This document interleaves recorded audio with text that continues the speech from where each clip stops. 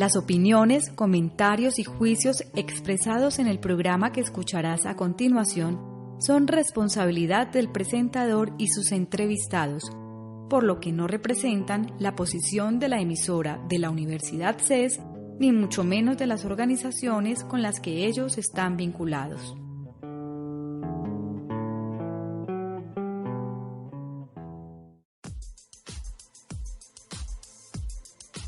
Las entrevistas, los debates, la opinión y toda la actualidad jurídica la puedes escuchar en Voces del Derecho, programa realizado por la Facultad de Derecho de la Universidad CES y su emisora CES Radio.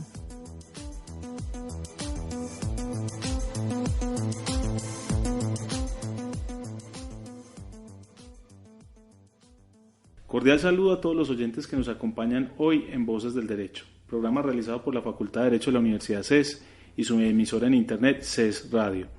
Mi nombre es José David Arenas y es un placer compartir este espacio con ustedes. Este programa se transmite todos los lunes a partir de las 8 de la mañana por CES Radio. Si desean escuchar nuestras emisiones fuera de la hora indicada, ingresen a los archivos de audio que están alojados en la página de la emisora radio.ces.edu.co. Les recuerdo a todos nuestros oyentes que mediante las redes sociales también pueden participar en nuestro programa. En Facebook pueden buscarnos como CES Radio y en Twitter seguir la cuenta @CES_radio. El día de hoy abordaremos como temática la realidad del arbitraje en Colombia. Y para ello contamos como invitada a la doctora María Clara Mejía González, quien es abogada de la Universidad Pontificia Bolivariana, especialista en Derecho de los Negocios de la Universidad Externada de Colombia, jefe de arbitraje y amigable composición en la Cámara de Comercio de Medellín para Antioquia. Doctora María Clara, bienvenida. Doctor José David, muchas gracias por invitarme. Para mí es un placer estar aquí con ustedes. Bueno, doctora María Clara, antes que nada y para efectos de dar contexto a los oyentes, ¿qué podríamos decir sobre los centros de arbitraje? ¿Qué es un centro de arbitraje? Bueno, un centro de arbitraje es un espacio que se crea con la finalidad de buscar allí soluciones alternativas a los conflictos. Como todos sabemos, la justicia permanente es el juez natural para solucionar conflictos. Sin embargo, existe el arbitraje, que es un método alternativo al cual acuden las partes de mutuo acuerdo y lo que hacen los centros es prestar allí un servicio administrativo y logístico para que tanto los empresarios como las personas naturales que hayan pactado por una cláusula compromisoria o por un compromiso llegar al arbitraje encuentren en ese espacio donde solucionar los conflictos. Es decir, los centros de arbitraje no son quienes solucionan los conflictos, sino que brindan un apoyo logístico y administrativo para que los tribunales que están compuestos por árbitros sean quienes finalmente den solución al mismo. Bueno, precisamente entonces, debido a que son los centros un espacio, un proveedor de logística de ese servicio, cabe la pregunta más directa a uno, aunque creo que en parte la contestó, y es, entonces los centros de arbitraje son los que administran justicia y toman decisiones. Esa es una pregunta muy común, porque la gente confunde los centros como si fuéramos nosotros los miembros del centro o las instituciones quienes tomaran la decisión. No, lo que hace el centro es que incluso de conformidad con la sentencia C-1038 de 2002, anteriormente los centros sí cumplían algunas funciones jurisdiccionales. A partir de esa sentencia, los centros únicamente cumplen funciones logísticas y administrativas que son soporte para esos árbitros que son los que esencialmente y por delegación de la Constitución Nacional tienen la función de administrar justicia. Es decir, nosotros dentro de los centros tenemos unas listas de profesionales de acuerdo con determinadas materias y con determinadas especialidades y son ellos quienes están facultados por la Constitución para administrar justicia. Ellos toman las decisiones, nosotros simplemente les servimos como un respaldo y les brindamos algunos beneficios, algunas ventajas para que el mecanismo del arbitraje pues sea uno de los mecanismos elegidos por los empresarios y por las partes para solucionar ese tipo cuando se presentan conflictos. Bueno, ya que contextualizamos a los escuchantes o quienes están en línea con el programa sobre la condición del centro como alguien que provee logística para la realización del arbitraje y pues que la fórmula arbitral pues se puede llevar institucional en un centro de forma no institucional y que usted es jefe de una unidad de arbitraje muy importante que es la de la Cámara de Comercio de Medellín para Antioquia. En relación a ese tema de si los centros administran justicia y toman decisiones, le preguntaría, ¿usted tiene experiencias concretas donde, digámoslo, dentro de la, por supuesto, sin necesidad de revelar el caso al detalle ni las partes, donde esté pasando que se dé confusión entre los usuarios o que de alguna forma hasta la misma rama judicial llegue a dirigirse como si el centro de arbitraje tuviese conocimiento jurisdiccional de los asuntos. Sí, es bastante común y por eso es importante estos espacios donde se haga claridad. Los centros son imparciales y tenemos el deber de igualdad con todas las partes que intervienen en el proceso arbitral. Por eso no resolvemos conflictos. Sin embargo, cuando la gente pacta las cláusulas, siempre se refiere a será resuelto por el Centro de Conciliación, Arbitraje, Amigable Composición, por ejemplo, en mi caso, de la Cámara de Comercio de Medellín para Antioquia. Entonces, la gente siempre tiene la idea de que es el centro el que lo resuelve. ¿Qué pasa? Que cuando se presenta una tutela, cuando se presenta un derecho de petición, cuando se interpone algún tipo de recursos, muchas veces se presenta es ante el centro, especialmente en el caso de la tutela. Son presentados ante el centro como si el centro tuviera esas facultades jurisdiccionales. Ahí se produce pues como una serie de duda, y lo que tiene que hacer el centro es simplemente remitirlo al tribunal o responder en el sentido de la sentencia C-1038, y por eso es importante generar esa cultura. De hecho, tuvimos un caso en el cual se acusó al centro de ser parcial, de haber escogido árbitros de sus listas de manera intencionada cuando nosotros pues tenemos un sorteo público, y se empezaron a presentar tutelas en contra del centro. Finalmente eran tutelas en contra de los árbitros, pero el centro realmente no tiene ninguna facultad ahí. ¿Qué ha pasado? Y sí se nos presentó un caso muy particular, y fue una tutela que se presentó diciendo que uno de los árbitros ya había cumplido la edad para ser funcionario público, y que por lo tanto, forzoso. Exactamente, y que por lo tanto no, si se le aplicaba la ley a los jueces, la misma pues a los árbitros, perdón, que la ley que se le aplica a los jueces ya debería haberse retirado de las listas, y que por lo tanto el laudo era nulo.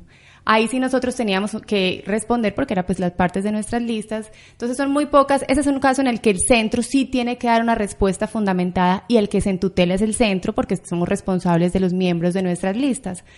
Pero por lo general van enfocados al trámite, al desarrollo del proceso, y eso le corresponde al tribunal, no al centro. Y si las partes o los intervinientes siempre involucran al centro. Usted me corregirá, doctora, que de pronto haga una afirmación equivocada, pero en parte podríamos llegar a la conclusión de que los árbitros que integran un tribunal transitoriamente con esa facultad de administrar justicia tienen una especie de existencia efímera como sujetos posibles de acciones de tutela o de reclamaciones judiciales por sus decisiones, pero son estos árbitros quienes tienen la potestad y no los centros quienes simplemente proveen la logística. ¿Es así? Exactamente.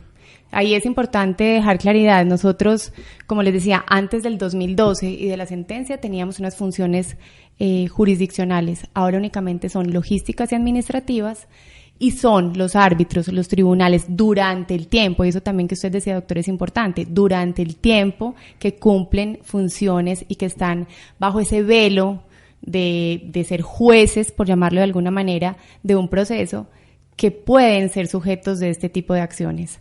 Una vez terminados, pues finalmente los que han sido sujetos de eso son los laudos, por ejemplo, que se le pone una tutela, se interpone una tutela a un laudo, buscando la nulidad del mismo, que no es muy común, que ese es uno de los mitos que hay, no es muy común, pero efectivamente es al tribunal el que se debería interponer el recurso. Muy bien. Hay un tema que es la competencia en cuanto a los centros competentes para presentar las demandas arbitrales. ¿Por qué ese tema pues ha sido tan discutido y por qué es importante definir cuál centro debe ser competente para tramitar un arbitraje? Bueno, los centros para poder administrar arbitrajes, tanto como conciliaciones, amigables composiciones, deben estar autorizados por el Ministerio de Justicia y del Derecho. Sin embargo, esas autorizaciones pues van sujetos a unos requisitos mínimos. ¿Qué es importante escoger en un centro de arbitraje? Cuando yo firmo una cláusula, ¿por qué escogería determinado centro de arbitraje? Primero, yo creo que es fundamental tener un reglamento que esté aprobado por el Ministerio de Justicia y del Derecho. Si bien existe la Ley 1563, la Ley 1563 deja algunos temas que son importantes reglamentar para que haya un buen funcionamiento y un buen desarrollo del proceso. Las listas de profesionales, sin lugar a dudas, pues para nosotros son nuestro mayor tesoro, por llamarlo de alguna manera. son esos profesionales expertos, conocedores en determinadas materias y especialidades, que son los que le brindarán a las partes la seguridad y la confianza para que sean ellos quienes diriman un conflicto en determinado momento. Otro de los temas importantes es el tema tecnológico. Hoy en día es fundamental saber que es muy fácil que una de las partes no esté en la ciudad, no esté en el país, y que pueda existir una facilidad para que las partes puedan asistir y pueda quedar un récord o alguna información que pueda anexarse al expediente, es decir, sistemas de telepresencia, sistemas de grabación. Eso nos parece que es fundamental. Un software que permita hacer una trazabilidad. Hoy en día, si bien los abogados amamos el papel y nos encantan los expedientes grandísimos, es fundamental tener acceso desde cualquier parte del país o del mundo al expediente.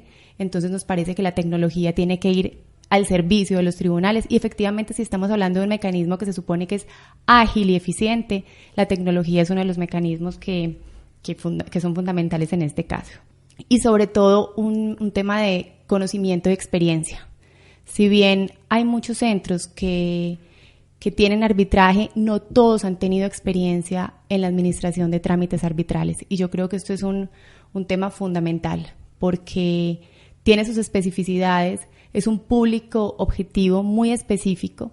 Entonces nos parece que sin duda la experiencia y las listas de árbitros son fundamentales en ese caso.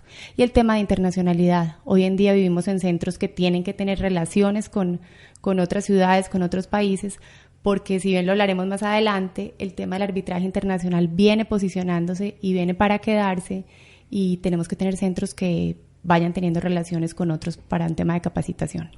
¿Podría pensar uno que hay una especie o alguna suerte de competencia entre los centros de arbitraje en cuanto a la calidad, por supuesto, para lograr hacerse a las cláusulas compromisorias o a los compromisos que lleven los arbitrajes a los centros? Sin lugar a dudas, sí, es una competencia muy sutil, pero efectivamente existe. Incluso existe no solo a nivel nacional, sino también a nivel regional y a nivel mundial. Hoy en día se hace la tarea, todos los centros hacemos, por llamarlo de alguna manera, la tarea de sembrar esas cláusulas de acuerdo como con las experiencias que tenemos. Por ejemplo, en arbitraje internacional estamos acostumbrados a que siempre se pacta la Cámara de Comercio Internacional de París, y hoy en día con la experiencia en temas internacionales venimos diciendo, mire, pacte este centro que ya lo conoce. Lo mismo pasa en el ámbito nacional.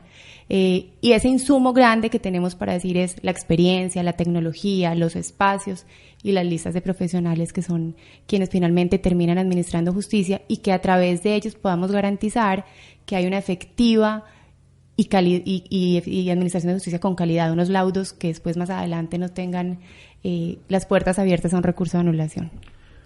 Continuando en esta línea del arbitraje institucional, y disculpe que abuse de preguntas en la línea institucional, pero aprovechando que es jefe de un centro de arbitraje, en cuanto a la asesoría jurídica para solucionar los conflictos, ¿los centros tienen alguna función de brindar asesoría jurídica para solucionar el conflicto?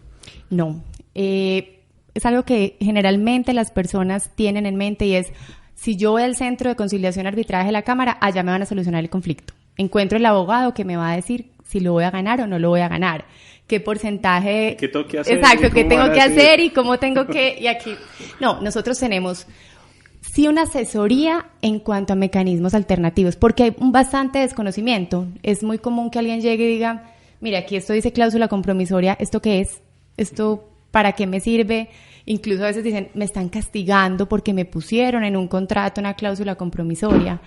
Y ahí sí hay una asesoría fundamental. Ahí sí es donde nosotros nos sentamos a explicar por qué es bueno el arbitraje, cómo funciona, cómo es un proceso arbitral, cuáles son los términos que tiene el proceso arbitral, que no hay recurso, no hay una segunda instancia, porque hay recurso de anulación. O sea, contarles un poco esa asesoría acerca de los métodos alternativos, y específicamente en este caso del arbitraje, sí. No damos asesoría es en cuanto al conflicto, porque entonces normalmente el usuario del centro llega a contar su conflicto, a decir qué le pasó, cómo fue el problema que tuvo, y nosotros como imparciales no podemos dar una asesoría en ese sentido. Siempre se les recomienda que busquen un abogado que los asesore, y ojalá que tenga alguna experiencia en temas de arbitraje para poder presentar la demanda arbitral. ¿Qué otras actividades realizan los centros de arbitraje? Bueno, si bien la función principal es administrar procesos arbitrales, como lo veníamos diciendo, una de las más importantes es una labor de capacitación.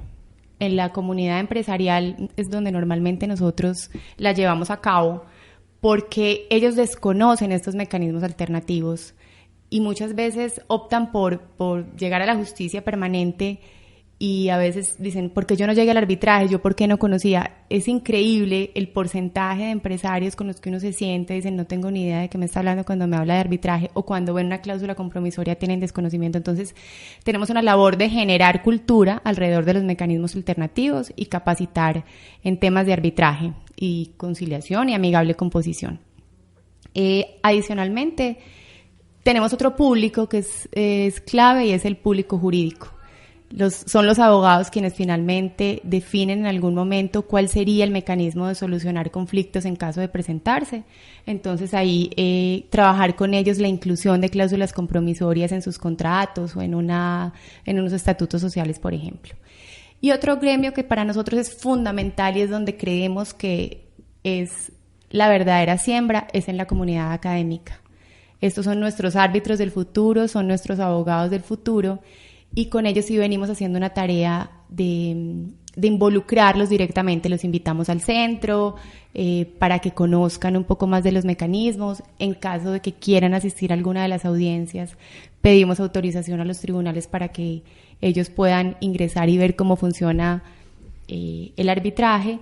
Y por último, estamos institucionalizando un concurso nacional de arbitraje universitario. Lo que se busca es que los estudiantes, con un caso hipotético, actúen como partes dentro del proceso arbitral y tengan como jurados árbitros reales para que empiecen a involucrarse pues en esta dinámica. Entonces nos parece que esa es la verdadera siembra y nos parece que aquí en la universidad es donde estará el futuro de estos mecanismos alternativos de resolución de conflictos. Doctora María Clara, yo preparando este programa con usted sostuve una conversación donde usted mencionó algo que me parecía bastante interesante y que quiero que los oyentes conozcan. Y es, digámoslo, en su posición de jefe de la unidad de arbitraje de la Cámara de Comercio de Medellín para Antioquia, usted está en un punto privilegiado para ver lo que es el arbitraje a nivel nacional, porque tiene contacto con los otros centros de arbitraje del país. Y quisiera saber si en Colombia usted detecta que existan, digámoslo, diferencias o algunas prácticas regionales sectorizadas, como usted me lo comentaba la otra vez, y quisiera que compartiera eso con los oyentes. Sí, nosotros, pues la Cámara de Comercio de Bogotá, de Medellín y de Cali, cuando se expidió la ley 1563, hicimos unos reglamentos en arbitraje nacional unificados. Sin embargo, con el tiempo hemos visto que cada región tiene unas particularidades. Antioquia es una región conciliadora, transaccional y conciliadora. Entonces, incorporamos dentro del reglamento que el reglamento inicial venía con un artículo que decía que se acudía a la conciliación dentro del trámite arbitral, y hago énfasis dentro del trámite arbitral porque siempre me dicen, es que ¿cómo así? ¿La conciliación es un requisito de procedibilidad para acceder al arbitraje? No, la conciliación es una etapa dentro del proceso arbitral en el cual las partes podían o no solicitarla. Nosotros hicimos una modificación al reglamento y es parte del trámite. Y es increíble la cantidad de conciliaciones que se hacen dentro del proceso y que eso permite, pues obviamente, solucionar el conflicto de una manera más ágil y más económica, porque no tienen que pagar pues gastos y honorarios. Ese es uno de los cambios que hicimos en el reglamento. El otro es que nosotros siempre invitamos a las partes a nombrar de mutuo acuerdo. Si bien la cláusula dice se delega al centro de arbitraje para hacer el nombramiento, que ahí nosotros lo hacemos por sorteo, nosotros siempre invitamos a las partes a nombrar de mutuo acuerdo y a modificar la cláusula en ese sentido. Pues podría decir que un alto porcentaje de esos procesos donde las partes nombran de mutuo acuerdo son procesos que continúan hasta el laudo. Entonces da cierta seguridad que el trámite va a avanzar, que no se está acudiendo al centro ni al trámite del proceso arbitral para votar una cláusula, sino porque realmente creen que ese es el mecanismo idóneo. No digo que siempre, pero siempre pues da una buena visión de lo que va a ser el trámite. Adicionalmente, porque cuando yo tengo la facultad de escoger quién va a solucionar mi conflicto, a mí me genera mucha más confianza. Entonces, obviamente, avanzará el proceso como con otra dinámica, por llamarlo de alguna manera. Hemos modificado algunas cláusulas en temas de reglamento. Si bien tenemos unos muy buenos árbitros, consideramos que los árbitros tienen que cumplir una serie de obligaciones y que si deciden estar en el centro, realmente hay un compromiso con los casos que allí se presenten. Es decir, que un árbitro que durante los últimos 2 años no haya aceptado nombramientos por sorteo en 3 ocasiones es excluido de las listas. Y esto es un tema que puede ser muy sensible, pero nos parece que quien está en el centro realmente quiere ser árbitro y debe aceptar, salvo pues circunstancias excepcionales que no se vuelvan repetitivas, porque no podemos tener árbitros dentro de las listas que estén eligiendo por una cuantía o el tipo. Exactamente, o el tipo de caso. Entonces, pues no es muy común, realmente no es muy común, tenemos unas listas de árbitros muy comprometidas, pero sí son modificaciones que han ido generando compromiso. Otro es el tema de la capacitación. Hacemos tertulias, hacemos conversatorios gratuitos, traemos personas de la región, expertos de nacionales, expertos internacionales, y es gente que ponemos al servicio de la capacitación de los árbitros y de los secretarios, y nos parece pues que es fundamental que ellos aprovechen estas oportunidades. Y por último, hemos desarrollado un software que, como les decía, permite la trazabilidad del caso, estén donde estén, lo que hace que el trámite pues no se dilate. Bueno, con miras a abordar ya lo que es la práctica arbitral nacional en una siguiente sección del programa, vamos primero a una pausa. En Voces del Derecho conocerás la actualidad jurídica con la visión profesional y especializada de expertos académicos. Por medio de entrevistas, debates y opinión, se abordan temas sociales en un lenguaje sencillo. Voces del Derecho, programa realizado por la Facultad de Derecho de la Universidad CES y su emisora CES Radio.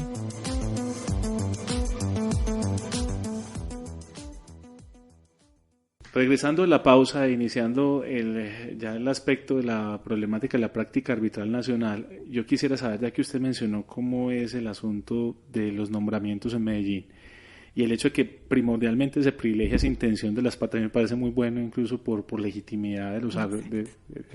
Es distinto cuando uno mismo tuvo la potestad de elegir. Pero ¿qué pasa entonces cuando las partes definitivamente no se pusieron de acuerdo? ¿Cómo procede el centro? ¿Cómo es la elección por sorteo, por ejemplo, en la Cámara de Comercio de Medellín? ¿Qué pasa cuando definitivamente no hubo un acuerdo o las partes no asistieron y hay que proceder a sortear? ¿Qué mecanismos de seguridad hay, etcétera? Bueno, ahí tenemos que revisar es cómo está redactada la cláusula, que yo creo que ese es otro tema fundamental, y es cómo se redacta una buena cláusula compromisoria. Entonces, si la cláusula compromisoria efectivamente delegó en la Cámara el nombramiento, nosotros citamos las partes para modificarla, buscar un nombramiento de mutuo acuerdo, no se dio, procedemos a un sorteo público.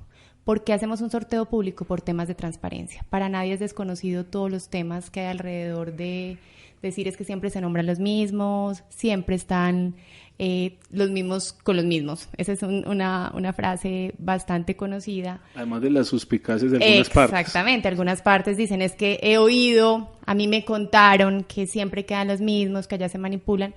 Entonces, hacemos el nombramiento a través de un software. Ese software está certificado y lo hacemos público. Las partes pueden asistir, ver cómo se hace todo el proceso de nombramiento.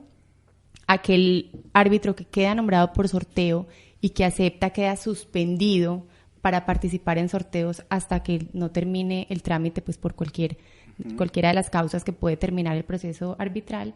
Y adicionalmente publicamos en la página web no los nombres de las partes, pero sí los radicados, los árbitros que han sido nombrados tanto como principales y suplentes, y si han sido nombrados por las partes o por sorteo. Muchas veces dicen, bueno, es que me encuentro a X árbitro y está en muchos procesos. Probablemente esté en uno por sorteo, porque así lo está estipulado, pero puede que sea un árbitro reconocido en el que las partes confíen y nombrado de mutuo acuerdo, si no hay límite para que las partes pues puedan aplicar la voluntad y elegir un árbitro. Entonces es un tema al que le hemos buscado dar mucha transparencia durante los últimos años y precisamente por eso lo hacemos público y se publica en la página web. Bueno, yo noto entonces que también hay una sutil competencia entre los árbitros como por calidad, en la medida en que pues un árbitro tiene buena experiencia o buena hoja de vida, eventualmente lo puedan escoger las partes. ¿Funciona así? Yo creo que una de las ventajas del arbitraje, sin lugar a dudas, es la especialidad. Entonces, si alguien conoce determinada, tengo un conflicto de fiducia, por llamarlo de alguna manera, poner un ejemplo, y hay un árbitro que es experto en esa materia, o hay varios árbitros que son expertos en esa materia, sin lugar a dudas, ellos serán las personas idóneas para conocer y dar solución a ese conflicto. Esa es una de las ventajas que, pues, tenemos en el arbitraje respecto podría mirarse por respecto a la justicia permanente. Sí existe esa competencia en la medida en que el conocimiento y la capacitación continua permite generar confianza en las partes. Adicionalmente, muchas preguntan en qué trámites ha estado, qué experiencia previa ha tenido en este tipo de conflictos, qué ha pasado con esos laudos han sido anulados, esos laudos han quedado en firme. Entonces existe pues, y obviamente existe confianza, y obviamente las partes llegan ya como con algunos, nosotros tenemos las hojas de vida publicadas, entonces llegan como pensando en abogados reconocidos. Sin embargo, sí es importante decirlo que en este momento hay jóvenes, hay personas que de pronto no tienen unos años de trascendencia, de experiencia, disculpen, tan largos como los árbitros tradicionales, pero que han venido estudiando mucho la materia. Yo creo que hoy en día hay que reconocerle a esta generación de secretarios y árbitros jóvenes es que han venido haciendo una carrera arbitral, si pudiera llamarse de alguna manera. Y es que vienen especializándose no solamente en temas sustantivos, sino en temas también arbitrales y en cómo el arbitraje puede funcionar mucho mejor. Y eso permite pues que vayan abriéndose camino en esto. Dado que usted me ha dado papaya, doctor, con el comentario que hace las anulaciones, y dado que me parece un asunto bastante interesante, sin el ánimo de que se compare con otros centros, porque yo sé lo difícil que es para usted pues en este programa hacernos una comparación. Yo sí quisiera saber el tema de la anulación, pues que es un tema que genera tantos temores en un abogado cuando haya un arbitraje, porque él piensa, bueno, ¿qué recursos hay? No, hay un recurso extraordinario de anulación con unas causales que trae la ley 1563, y muchos tienen temor a ese recurso en cuanto a pues, qué tan viable, qué tan bien funciona este centro, qué tan duchos y digámoslo técnicos son sus árbitros que puedan o no generar las causales de anulación que están en la ley. Entonces yo quisiera saber, pues obviamente no en un ánimo de comparación, pero que me cuente la experiencia suya en el centro que usted regenta, cómo es frente a las anulaciones. Bueno, desde la ley 1563 hasta el 31 de diciembre del 2017, que es cuando nosotros llevamos pues como el corte de las estadísticas, en el centro se han dictado 122 laudos. De esos 122 laudos, 87 han quedado en firme, es decir, no se ha interpuesto en ningún momento recurso de anulación. O sea que el recurso no se usa tanto como pensaríamos académicamente. No se usa tanto, y ese es uno de los temas que generalmente los apoderados preguntan, ¿eso es una segunda instancia? No, el recurso de anulación no es una segunda instancia y no debería usarse como una segunda instancia. Por eso la ley trae taxativos, cuáles son las causales para anular el laudo. Como vemos, de 122, 87 quedan en firme, es decir, un porcentaje alto. En 41 laudos se ha presentado recurso de anulación, 32 han sido declarados infundados y 9 están en trámite. Si vemos en este momento, desde el 2011 hasta el 2017, no se ha anulado ningún laudo. Entonces, efectivamente, eso ratifica el contenido, lo que usted decía, doctor, son duchos en la materia, son expertos, los tribunales son muy cuidadosos en el momento de blindarse, porque el recurso de anulación tiene unas causales que son de forma, no de fondo. Entonces son supremamente juiciosos y cuidadosos en proteger que el laudo más adelante no pueda ser atacado y que en caso de ser atacado, efectivamente sea declarado infundado ese recurso. Bueno, yo creo que ese es uno de los tantos mitos en cuanto al arbitraje, y es pensar que el recurso de anulación es una especie de segunda instancia y que a todo le cae recurso de anulación.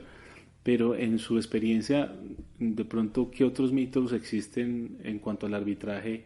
¿Cuál es su opinión sobre ellos y cómo ha trabajado el centro frente a ellos? Bueno, uno que es, creo que el más común, más allá de los recursos de anulación, es que el arbitraje es elitista y costoso, que el arbitraje es supremamente caro para las partes, que encarece para ello la solución del conflicto. Y a partir de la ley 1563 de 2012 se imponen unos topes máximos, es decir, ya no existen aquella fijación de gastos y honorarios desproporcionada, existen unos topes.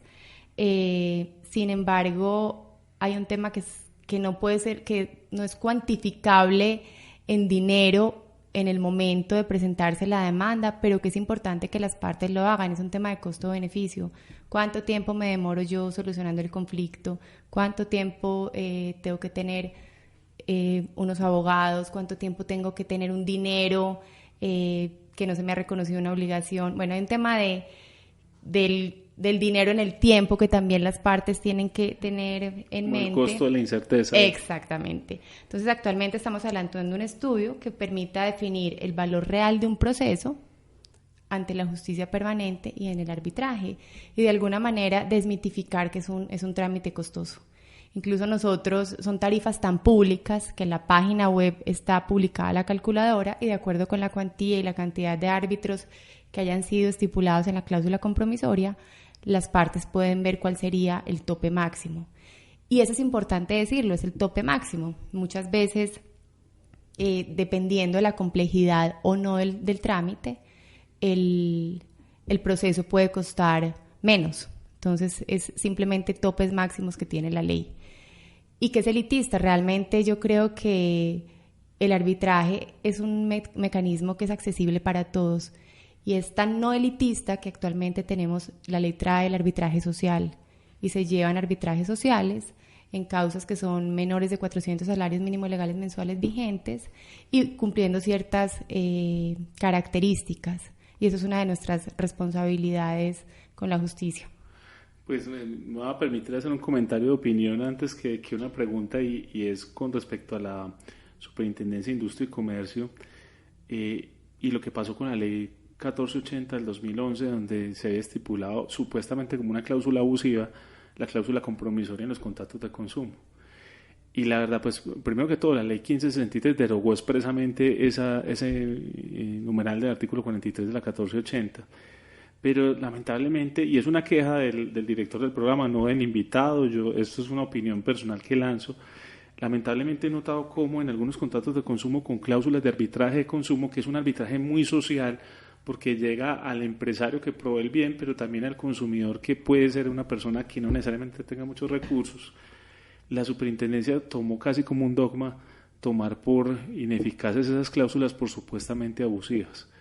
Yo creo que en parte pues también esos mitos influencian a los que interpretan a veces las normas, ¿cierto? Suponer que el arbitraje es elitista, pues es de plano ponerle un epíteto que no necesariamente es real, sobre todo en circunstancias tan interesantes como la del consumo, donde se puede solucionar de forma ágil, rápida, con bajo costo, porque no necesariamente uno usa un tribunal de 3 para un asunto de consumo, puede ser un solo árbitro. Y lamentablemente lo he visto, lo he vivido, estoy haciendo el programa de escenario de mis frustraciones forenses, ¿sí? Pero he visto cómo sistemáticamente la Superintendencia de Industria y Comercio hace caso omiso a esas cláusulas cuando llegan demandas de consumidor con cláusula compromisoria. Algunos abogados que representamos a empresas excepcionamos que hay un arbitraje de consumo, que por qué no se toma en cuenta la cláusula, y lamentablemente la posición siempre ha sido que no, que es ineficaz porque es un abuso del derecho y demás. A mí me parece que hay que revisar eso, porque esos mitos a veces influencian a los que deciden y golpear una figura que, con lo que usted nos está diciendo, es maravillosa para la solución de conflictos. Estamos hablando de una figura que da seguridad jurídica, donde el uso del recurso de anulación no es tan abusivo como uno se imaginaría. Y entonces ahí le voy a meter otra pregunta, doctora. ¿Qué ha pasado con las tutelas? La tutela, por ejemplo, contra las providencias judiciales. Doctor, yo le comento algo respecto a lo que decía ahorita. En cuanto a la cantidad de árbitros, es muy importante, y reitero, cómo se redacta una cláusula, porque estamos acostumbrados a copiar y a pegar las cláusulas de un contrato a otro, y cada contrato tiene unas especificidades, tiene unas particularidades, y es ahí donde hay que mirar cómo sería el mecanismo idóneo de aplicar, si es un árbitro, si son 3, si no es de mucha cuantía, si no es de mayor cuantía, ¿por qué no poner un solo árbitro?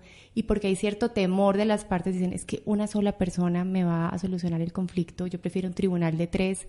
Pero es que yo digo la justicia ordinaria, sí, y hay un juez, no tengo 3 jueces. Claro, y cuando es mínima cuantía es única instancia con un solo juez. Exactamente, entonces creo que hay que generar mucha cultura de Es que a nosotros se nos olvida al redactar una cláusula compromisoria que puede haber un conflicto. Ojalá no lo haya.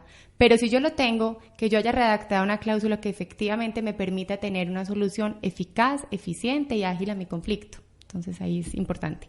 En cuanto al tema de tutelas, pues lo hablábamos al inicio, cuando hablábamos de las facultades de los centros, y se interponen recursos, tutelas, más que todo dentro del proceso que a los laudos. No es muy común en nuestro centro que la tutela se interponga para anular, exacto, para tumbar, como se dice, el laudo, sino dentro del trámite. Hemos tenido un caso donde la mayoría de tutelas se presentan desde antes de la instalación, buscando recusar los árbitros o buscando indicar que no tienen competencia, que el trámite no es nacional sino internacional. Pues es como el tipo de tutelas que se presentan en el centro. Sin embargo, ninguna de estas tutelas, como se los decía al inicio, pues ha prosperado. Eso demuestra en cierta medida la calidad de las decisiones, porque si fueran malas, pues habrían prosperado. No, y finalmente, pues la tutela, la respuesta es que ese no es el mecanismo para resolver el conflicto que se está presentando en ese momento. Yo creo que le tenemos mucho miedo a las tutelas dentro del arbitraje. Incluso cuando se piensa en el arbitraje nacional respecto de otros países, siempre dicen, no, pues que en Colombia hay tutela. Sí, pero la realidad es que no es tan efectiva para afectar el arbitraje o las decisiones dentro del trámite arbitral como se pensaría. En aplicación del artículo 15 relativo al deber de información que trae la ley 1563, ¿cómo ha sido el comportamiento de sus profesionales en cuanto a las recusaciones? Por ejemplo, cuando se han presentado, ¿cómo se han resuelto en la práctica? ¿Qué ha pasado frente al tema del deber de información? Pongo en contexto a los oyentes. La ley de arbitraje le exige a los árbitros, cuando son designados, pues si ellos aceptan esos encargos, también que revelen situaciones de coincidencia con las partes o con sus apoderados que, digamos, lo puedan generar dudas o demás, y que hayan ocurrido en los últimos 2 años, como para efectos de una potencial recusación, dado que si el árbitro aceptó el cargo es porque él no se considera inhabilitado. Entonces la pregunta es, ¿qué ha pasado en el centro con respecto a esos deberes de información? Y cuando se ha presentado, ¿cómo han resuelto esos problemas? Bueno, el deber de información, sin lugar a dudas, es una muy buena herramienta. Si estábamos hablando de que las partes puedan sentirse tranquilas respecto de quién es la persona que está solucionando su conflicto, en mi opinión, no estoy hablando en nombre del centro, sino en nombre de María Clara Mejía, es un mecanismo que tiene 2 caras. Uno es tener la facultad de yo saber pues hasta qué punto esa persona me da la tranquilidad de imparcialidad dentro del trámite, y otro es que pueda venir a utilizarse como un mecanismo dilatorio. Entonces, si bien, como usted decía, no encaja dentro de las causales, existe otro deber, y es revele, y ante la duda de contar algo, lo mejor que puede hacer es revelarlo para que más adelante no vaya a generar ningún inconveniente dentro del trámite arbitral. Normalmente cuando el árbitro acepta, porque efectivamente no está dentro de ninguna de las causales, pero revela alguna información, por ejemplo, yo fui alumno del apoderado de la parte demandante en la universidad. Eso no es una causal de impedimento, pero si la parte se pronuncia, normalmente los árbitros lo que hacen es retirarse del proceso. Sin embargo, es importante decir que la ley da un término para que las partes se pronuncien respecto de ese deber de información. O sea, no es que yo me pueda demorar todo el trámite investigando a la persona y más adelante vaya, mire, es que esto no me daba tranquilidad, esto no. Hay un término para que las partes se pronuncien. En 2 casos, en uno de ellos había un trámite que se había nombrado por sorteo 4 árbitros y una de las partes siempre tenía algún inconveniente, hasta que ya finalmente uno de los árbitros dijo, no, pues no tengo ninguna causal de recusación, y se fue al juez civil para que el juez civil decidiera, y el juez civil pues dejó sin efectos pues la solicitud, ratificando el nombramiento del árbitro. Y otro caso que ha sido bastante particular en el centro es que, por eso hice tanto énfasis en que existe un término legal para que las partes se pronuncien, y es que cuando ya el tribunal avanza, se instala, se fijan gastos y honorarios, se hace conciliación, se fijan gastos y honorarios, y una de las partes paga por ella, esa parte decide que ya no hay imparcialidad en sus árbitros, que había temas en el deber de información que a él no le generaban confianza, y empieza a recusar los árbitros de una manera extemporánea. Este fue un caso que nos llevó a muchas tutelas, incluso a suspender el proceso. Ya se iban a empezar pruebas cuando empieza todo este tema de recusación. Efectivamente los árbitros pues no aceptan esa recusación. Se recusa, de 3 árbitros se recusan a 2, entonces ahí le tocaba al juez decidir. El juez decide que no hay ninguna causal para la recusación y bueno, empieza todo un tema de tutelas contra la decisión del juez que dejó en firme el tribunal, y ha sido como el único caso que realmente pues ha sido un caso insignia, fue bastante complejo. Ese es el mismo caso donde ahorita decía que se cuestionaba cómo había sido nombrados los árbitros.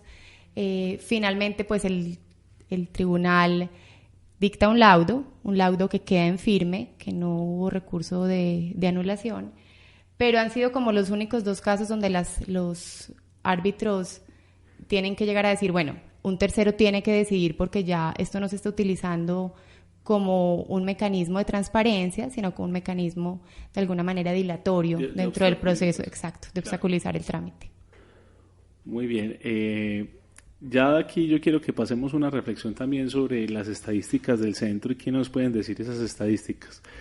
Pero como tengo la ominosa carga de la pausa encima, le voy a hacer una pregunta antes de irnos a la pausa, muy pequeña, y es: ¿y qué pasa con los procesos administrativos? Digámoslo, ha habido siempre una discusión sobre qué es lo que le pasa a la nación en la instancia arbitral y qué es lo que pasa con los procesos administrativos que se llevan a la justicia arbitral.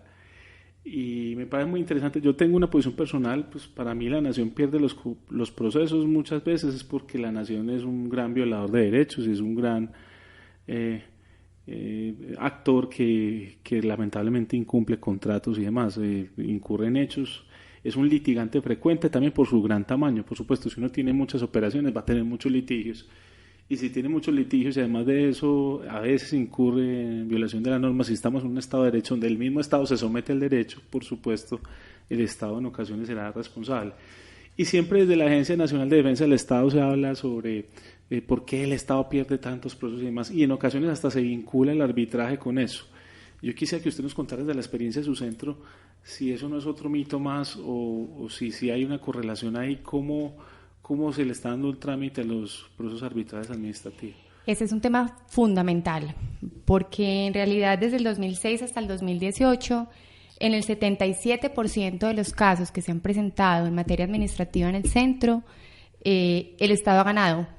¿En qué porcentaje? En el 77%. O sea que aquí se rompe el mito. Es al contrario, ¿cierto? La agencia decía que era un 70-30 y aquí finalmente el 77% ha ganado y en el 23% ha perdido. Y es importante tener en cuenta que porque dice, bueno, es que perdió el Estado, pero perdió versus, o sea, en cuánto se le condenó versus las pretensiones, exacto, sí. Y han sido muy inferiores. Entonces, ese es un tema que tampoco se ha analizado, y es listo, pierde el Estado, pero a ver, si me pidieron 2.000 millones de pesos y me condenan en 200, ¿pierde el Estado o finalmente hay un tema de justicia donde el Estado no está sufriendo pues un perjuicio grave condenado por un lado? Además, yo creo que no es porque el Estado pierda en el arbitraje, que a mí me parece que esa es una etiqueta que puede ser muy peligrosa para este mecanismo, y es: el Estado no pierde porque se esté tramitando bajo la sombrilla del arbitraje su proceso. Pueden perder por otras razones, pero en este caso el tema estadístico claramente muestra que no es cierto que en los procesos administrativos el Estado haya salido perjudicado, sino todo lo contrario, un 77 versus un 23 donde ha sido condenado. Al menos con esa estadística del centro suyo como una muestra muy representativa, porque estamos hablando del centro de la ciudad de Medellín, pues yo diría el segundo del país después de Bogotá. Al menos con esta estadística uno podría concluir que le va mejor al Estado en arbitraje que en la justicia ordinaria. Bueno, yo creo que le va mejor al Estado cuando está bien representado, claro. y cuando finalmente ejerce, y yo creo que es algo en el que el Estado se ha puesto las pilas. Hay que reconocer que el Estado ha empezado a... Hay temas, la directiva presidencial, hay otros temas que se han tomado decisiones con base en estadísticas no regionales, y es un tema que venimos trabajando también con la Agencia Nacional, es decirle, mire, estadísticas regionales, no se base únicamente en las estadísticas de la Cámara de Comercio donde se llevan los procesos administrativos. Si bien aquí el porcentaje es muy bajito, en trámites administrativos estamos hablando de un 8.8%, pues sí tenemos que tener en cuenta esas estadísticas, no podemos tomar decisiones de fondo que puedan afectar la figura si no se tienen en cuenta todos los resultados en el país. Bueno, ahora sí vamos a la pausa prometida. En Voces del Derecho conocerás la actualidad jurídica con la visión profesional y especializada de expertos académicos. Por medio de entrevistas, debates y opinión, se abordan temas sociales en un lenguaje sencillo. Voces del Derecho, programa realizado por la Facultad de Derecho de la Universidad CES y su emisora CES Radio.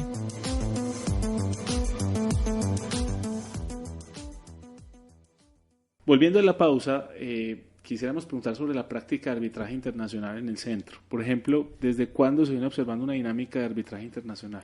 Si bien la ley 15613 inició vigencia en octubre del 2012, fue a partir del 2014 donde realmente vemos que los tribunales empiezan ya a aplicar los criterios de internacionalidad para definir que una demanda que fue presentada, porque en todos los casos, en los 8 casos que hemos tenido de arbitraje internacional en el centro, siempre se han presentado demandas como nacionales y ha sido el tribunal el que las ha calificado como internacionales.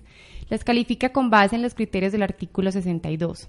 Esto es, que las partes en el momento de hacer un acuerdo de arbitraje tengan domicilios diferentes, que el lugar del cumplimiento de una parte sustancial de las obligaciones o en el cual el objeto del litigio tiene una relación más estrecha sea en domicilios diferentes de las partes, o que afecte el comercio internacional.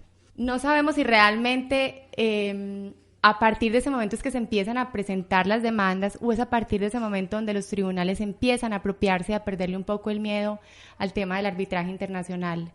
Una de las causas, es decir, la causa principal por la que se presenta un conflicto que es definido como internacional, es el domicilio de las partes. Hasta el momento, la causal número 2, es decir, del cumplimiento, el objeto del contrato, el lugar del cumplimiento del objeto del contrato, o la afectación del comercio internacional, nunca se ha presentado. Siempre ha sido o porque las partes efectivamente tienen domicilios diferentes, y específicamente, y lo más común, es contra una sucursal de una sociedad extranjera que está domiciliada en Colombia. Ahí empieza ya la duda de si es un trámite nacional o internacional. Entonces, a partir de ahí se ha observado una buena práctica. Actualmente tenemos, como les decía, 8 trámites internacionales bajo ley 15613. ¿Cómo ha adelantado el centro el trámite a través de la etapa arbitral en este caso?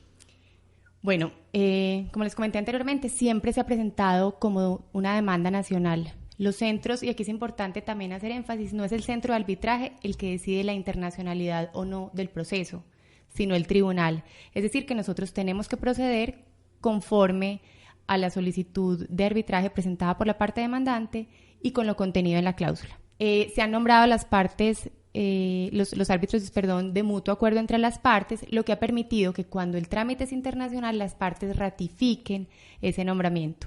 Y dejo aquí como en el aire temas que vendrán discusiones más adelante, y es ¿qué pasa si las partes no ratifican? ¿Qué pasa? Tendrían que devolverse al centro y tendría que empezarse a hacer un nombramiento como internacional cuando quien ha definido la internacionalidad no es el centro sino otro tribunal. Esa es una de las preguntas que dejo en el aire. La otra es ¿qué pasa si yo como parte, existe en el arbitraje internacional el árbitro parte, yo digo yo quisiera elegir un árbitro parte y aquí fue elegido por ambas partes. No, yo quiero un árbitro internacional, porque nosotros dentro de las listas tenemos árbitros internacionales que no son nacionales, árbitros extranjeros. ¿Qué pasa si yo quiero nombrar un árbitro que no es abogado y yo he tenido que seguir? Entonces son temas que hasta el momento en la práctica no se han presentado, pero los dejo en el aire porque son temas que van a generar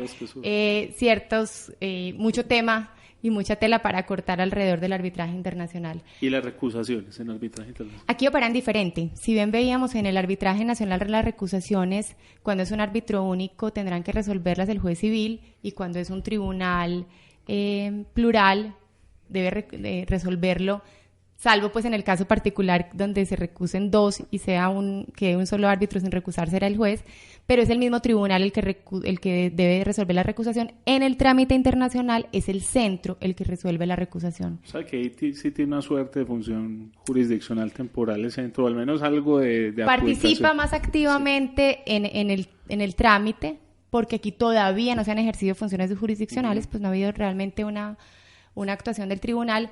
Pero a diferencia del arbitraje nacional, sí. Se nos presentó en uno de los casos, las partes nombraron de mutuo acuerdo, y ya más adelante empezó una de las partes a presentar recusaciones en contra de un árbitro, y ellos simplemente pues aplicamos el reglamento, aplicamos la ley 1563, y fue el centro el que decidió la recusación, decidiendo no remover al árbitro, pues y ratificando que no había causal para ello.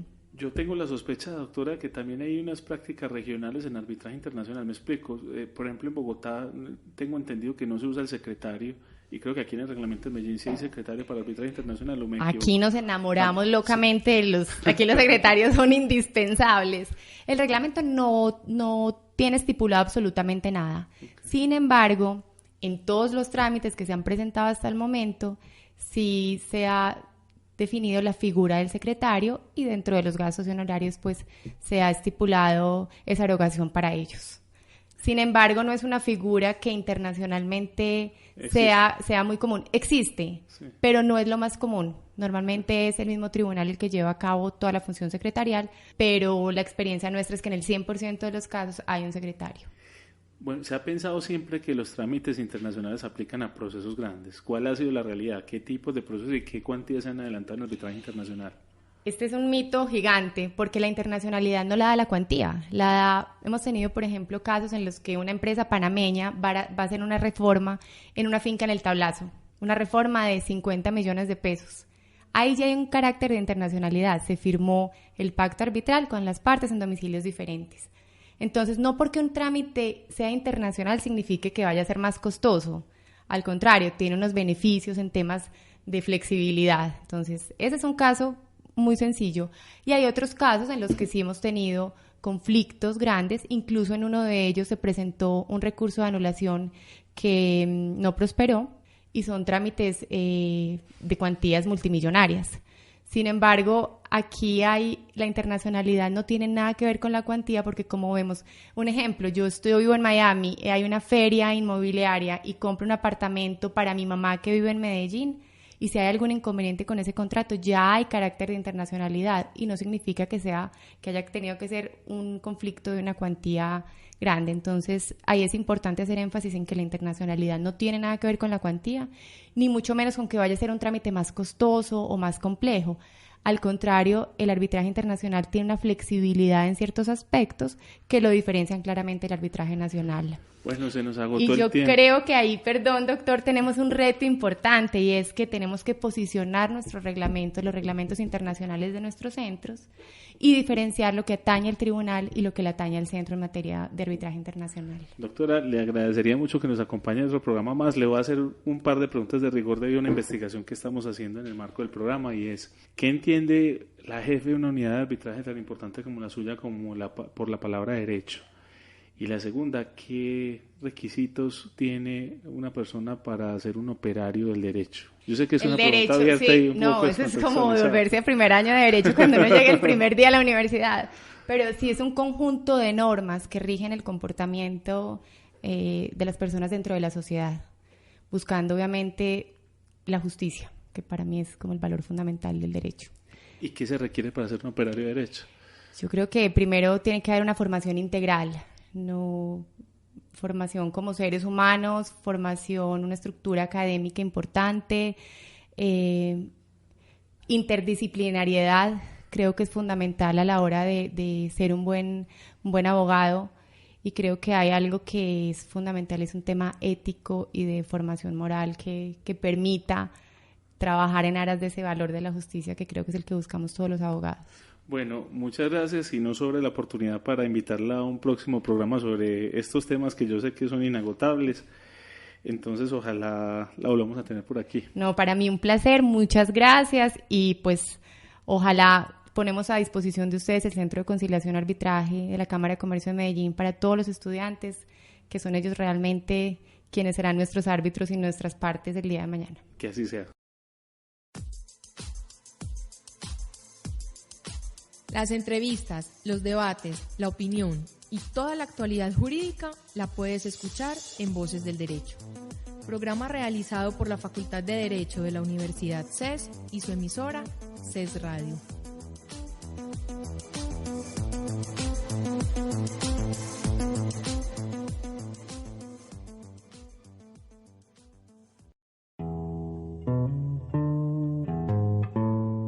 Si te perdiste alguna de las emisiones en línea de esta semana, puedes escucharlas una vez más en nuestra programación, el domingo, o en nuestros archivos de audio ingresando a nuestro sitio web radio.ces.edu.co.